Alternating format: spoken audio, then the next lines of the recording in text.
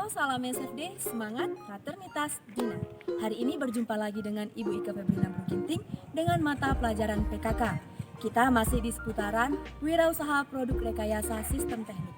Minggu lalu kita sudah belajar mengenai bagaimana itu perencanaannya, bagaimana itu administrasi, bagaimana itu alat dan bahan. Dan hari ini, di pertemuan hari ini, kita akan belajar mengenai break-even point, bagaimana cara pemasarannya dan bagaimana itu laporannya.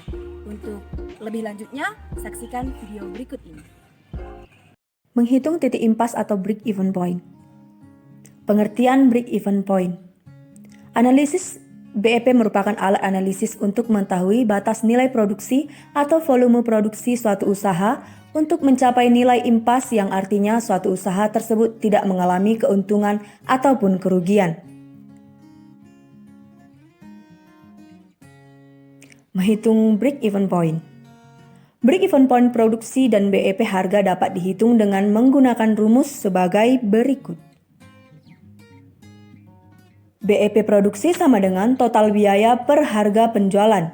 BEP harga sama dengan total biaya per harga penjualan. Bisa dilihat contohnya. Dari perhitungan BEP produksi dan harga, diketahui bahwa titik impas usaha pembuatan zat warna indigo dicapai ketika produksi pasta mencapai 25,23 kg atau harga pasta indigo sebesar 20.180 per kilogram. Produksi di atas 25,23 kg dan harga di atas 20.180 per kilogram pada tiap kali periode produksi adalah keuntungan. Strategi promosi usaha sistem teknik. 4 komponen promosi. Pemasaran produksi peralatan sistem teknik tidak hanya berhubungan dengan produk, harga produk, dan pendistribusian produk, tetapi berkait pula dengan mengkomunikasikan produk ini kepada konsumen. Untuk mengkomunikasikan produk ini perlu disusun strategi yang disebut dengan strategi promosi yang terdiri dari 4 komponen utama, yaitu periklanan, promosi penjualan, publisitas, dan penjualan tatap muka. Tujuan utama mempromosikan sebuah produk meliputi 1. Memberikan daya tarik khusus bagi para pelanggan. 2. Meningkatkan angka penjualan. 3. Membangun loyalitas. Manfaat promosi. Berikut beberapa manfaat lain dari adanya kegiatan promosi. A. Mengetahui produk yang diinginkan para konsumen. B. Mengetahui tingkat kebutuhan konsumen akan suatu produk. C. Mengetahui cara pengenalan dan penyampaian produk hingga sampai ke konsumen. D. Mengetahui harga yang sesuai dengan kondisi pasaran. E. Mengetahui strategi promosi yang tepat kepada para konsumen. F. Mengetahui kondisi persaingan pasar dan cara mengatasinya. G.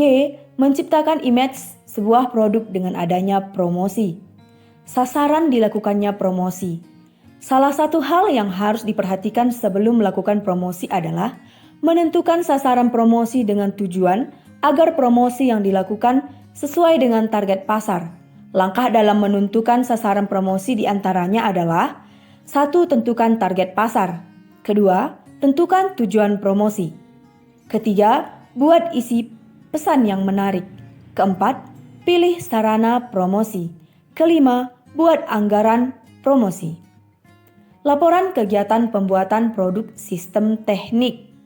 Apa itu laporan kegiatan? Laporan kegiatan usaha merupakan penyampaian informasi tentang maju mundurnya sebuah usaha sehingga tercipta komunikasi antara pihak yang melaporkan dan pihak yang diberi laporan. Seorang pimpinan perusahaan akan mengetahui semua kejadian dalam perusahaannya dan dapat mengendalikan jalannya perusahaan dengan melihat laporan kegiatan usaha.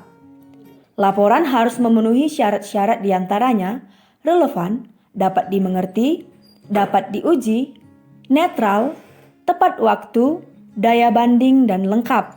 Laporan dapat dibedakan menjadi 1. Laporan laba rugi, laporan yang menunjukkan kemampuan perusahaan untuk menghasilkan keuntungan pada suatu periode akuntansi dan 1 tahun. Laporan laba rugi terdiri dari pendapatan dan beban usaha. 2. Laporan perubahan modal. Laporan yang menunjukkan perubahan modal pemilik atau laba yang tidak dibagikan pada suatu periode akuntansi karena adanya transaksi usaha pada periode tersebut.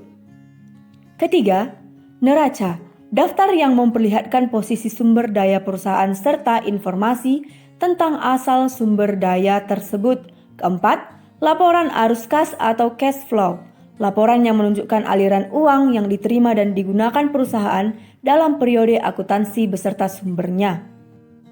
Demikianlah materi kita pada hari ini. Ibu harap kalian semua tetap semangat dan jangan lupa kerjakan tugasnya yang sudah Ibu kirim di Google Classroom. Tetap semangat dan jaga kesehatannya. Terima kasih.